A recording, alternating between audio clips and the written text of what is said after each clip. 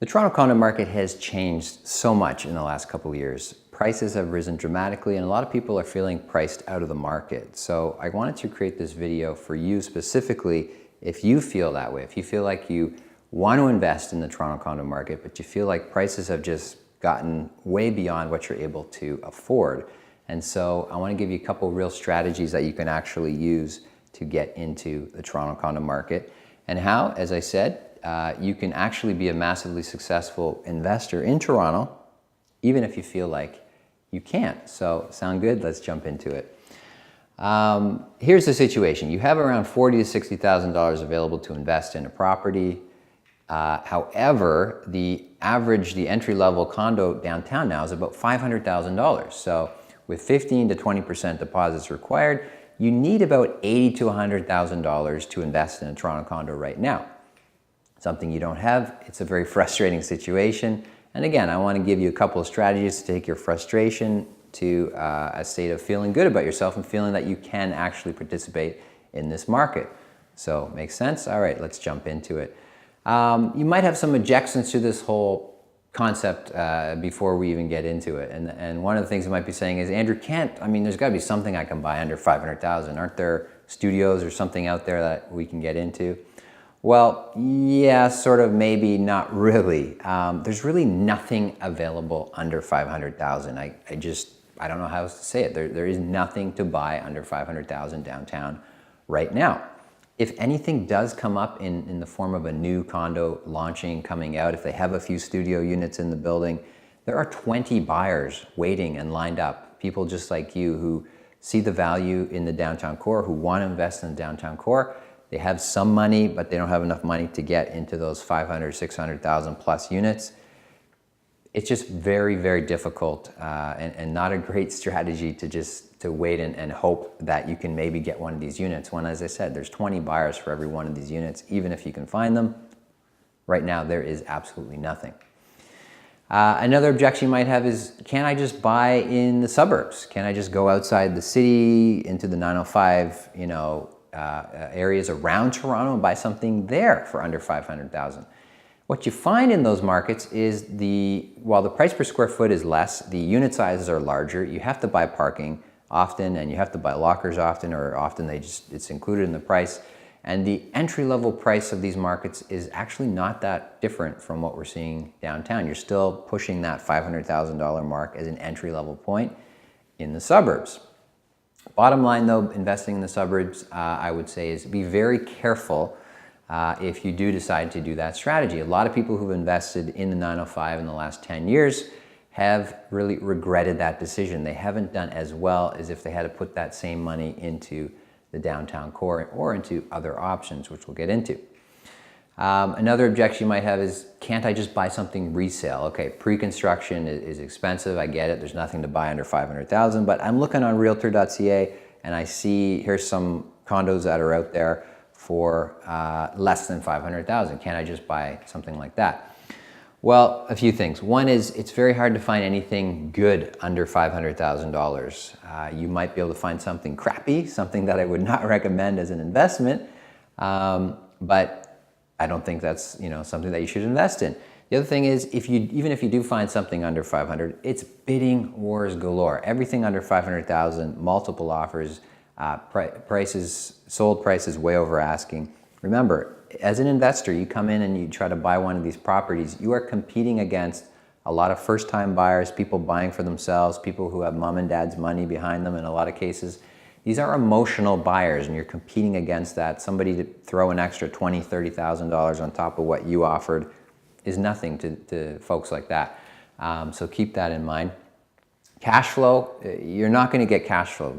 So you have to put 30, 35% down to get cash flow based on today's resale prices and today's existing rents. So again, you're back in that situation where if you need 30, 35% down, again, you need now $100,000 just to get that same property, which you don't have. If you can somehow make the numbers work and buy that property, if you find something cheaper, you're going to be negative cash flow every month. Do you want to have that? Probably not. And finally, the stress test. it's very difficult to get a mortgage right now in the resale market versus buying pre-construction. You have 3, 4, 5 years before you need to get that mortgage. So my advice, what you should do, that's what this video is about. I want to give you a couple of strategies. Do these things if you're in this situation.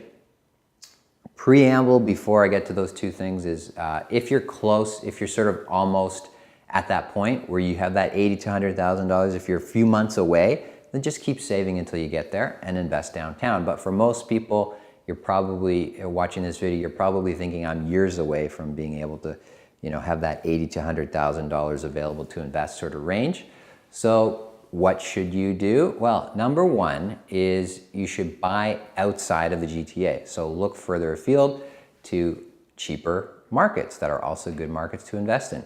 The game plan with this strategy, and it's a strategy that I personally have used myself, many of my clients have used, both of the strategies I'm going to talk about today, I've personally done in the last year, and most of my clients are also doing or in the process of doing as well. The game plan is to start building equity now and to bring it back into Toronto in a few years. So rather than wait and do nothing, put that money out there, get it invested, start building that equity, and in a few years, you'll be in a better financial position. You'll have grown some wealth through doing that, and you'll be able to bring that money back into downtown Toronto. Or if you're an existing condo investor, it's a way to diversify your portfolio. If you're feeling like you want to add more in Toronto, but you're priced out, it's an opportunity for you to still continue to add to your portfolio in growing markets. So the markets that you want to focus on in Ontario have three factors: strong job growth, major transit investments, and very low vacancy rates. These are the three things that you want to look for in any market that you're investing in outside of Toronto. These are the three factors that has made Toronto and downtown Toronto a successful market to invest in for the last, X number of years, forever pretty much. So the three markets that we have focused on this year, and we've recommended our clients to focus on that, as I said, myself personally have invested in as well. Ottawa, Kitchener, Hamilton. These three markets are great urban centers, and we're talking specifically about the downtown cores in these markets, not the outer areas, specifically the downtown core where a lot of investment, revitalization, transit, jobs are coming in. This is where you want to be. These three markets offer tremendous value compared to Toronto. So what you should buy in these markets is basically focus on smaller, cheaper units like studios, one bedroom plus dens, and small 2-bedroom units. So this is basically the core key strategy that we have been using in Toronto, again, for the last 10 years and doing very, very well with, focusing on the smaller, investor-friendly sort of units that are going to give you the best rent or price to rent ratios when you're renting these units out. You might have some objections to this idea. So the first one might be, Andrew, it's too far away. I don't want to invest in these places that are so far away from where I live. I live in the GTA. Well, here's the thing. Distance is only a problem if your presence is required, right? And the beauty of buying condos, especially brand new pre-construction condos, they are a very passive type of investment compared to other types of real estate investment. So your presence is not required, 99% of the time. I have owned condos as far away as Florida, in a different country. It's a plane ride away. It's a totally different country. And, the condo I owned in Florida, for example, I owned it for about 5 years. I never set foot in the property when I bought it. I never set foot in the property when I sold it. During that 5-year period, I just set foot in the property once just because honestly, I just wanted to see what I bought and what I owned and just check it out and say hi to the tenant. But I could have owned that property for that entire time without ever setting foot in it. And that is the beauty of buying a low maintenance, passive type of investment like a brand new condo. If you get a good tenant in place and you do the hard work of getting a screening and vetting a good tenant, then that is 95% of the battle when it comes to condo investing. And that's why condos are such a great investment. And remember, we have partners in all these markets to take care of that process of finding those tenants and renting them out for you. You don't have to do anything. You don't have to physically be there. We can take care of that for you. Another objection you might have is, okay, Andrew, the whole premise of this is downtown Toronto is the place to invest. When you go outside of that, you're getting slower growth rates. So isn't that bad? We shouldn't invest in these other areas because they're not as good as downtown, right? Well, the concept here is probably, yeah, you're right. That's absolutely true. But it's better to do this than it is to continue to wait and do nothing and be, you're just going to continually be priced out even more than you are now from the market in Toronto. And again, the idea is you start building equity now that if you want to, you can bring that equity back to Toronto and you're growing your wealth and you're using that leverage to grow that capital available to you in the future that you can then bring back into Toronto if that's what you decide that you want to do with that. Another objection is in these markets outside of Toronto, a lot of people say, well, these are like small cities. It's not like Toronto. It must be hard to find tenants in these places, right? Well, no, that couldn't be further from the truth. This is why we recommend we pick specific markets that I mentioned already. Your downtown Kitchener, Ottawa, Hamilton, these are markets where the rental market is red hot. People are lining up to rent properties in these markets. Landlords have their pick of multiple tenants to choose from. And there's virtually no new rental supply that's being added to these markets as well, which is huge. And remember, we're doing this for you. We have partners in all these markets that take care of the renting process for you. In some cases, developers even giving rental guarantees where they do everything for you as well. Number 2 strategy, so number 1 was buying outside of GTA. The second strategy I want to share with you is to double your buying power by buying with a partner, right? It seems pretty straightforward, but a lot of people are not thinking about this or considering this option. I'm telling you, you should. So the game plan here is to start building equity now in downtown again, rather than being priced forever. It'd be great if you can do everything on your own in life and not have to rely on anybody else, but sometimes 2 is better than 1. And when you can partner with someone, it gives you new capabilities. So what you should buy in this case is continue to buy those small units that we talked about that are always the best units for investment, but also you want to also look at buying larger 2 and 3 bedroom units in the $800,000 and up sort of a range. And we'll get into that in a second as to why. Now, first objection is, buying downtown, like I can't afford that. Like why are we talking about this? The whole point of this video is I can't afford it. Well, again, it's a bit of a mental leap, but you need to think about what you would be able to do if you had a partner doing it with you. Partnering allows you to buy units that you never thought were possible, price points you never thought possible. It also allows you, most importantly, to buy in locations and buildings that you never thought possible. So whereas if you're trying to buy on your own, you're just trying to squeeze into the margins of downtown, into the B and C locations, B and C type properties downtown, suddenly if you have a partner, you're doubling your buying power, then it now suddenly opens you up to new possibilities where you can buy in the prime buildings in the prime areas that in the long term are always going to be, of course, the best places to invest. Another objection is, who can I trust to partner with? Like, sure, it sounds good, but like, I don't, it's money. It's, I don't want to get into partnerships. It's too risky. Things can go wrong. A couple of tips, whatever you decide, is make sure your goals and values are aligned from the start. And the second tip is, I find that in my experience, it tends to work best when one investor is sort of driving the process and the other investor is more of a passive, more of a background, more of a silent partner type of investor, and sort of just goes along with the recommendations of the other person. So you don't have 2 people trying to drive and take in different directions and butting heads. So a couple of tips there. Another objection around this idea is, I talked about bigger units, buying more expensive units. Bigger units, aren't they bad for investment? Well, here's the thing. Some of the best deals that we're finding in pre-construction right now are the larger, more expensive units. Again, the reason is that it's very easy for builders to sell units for $500,000, $600,000 to $700,000.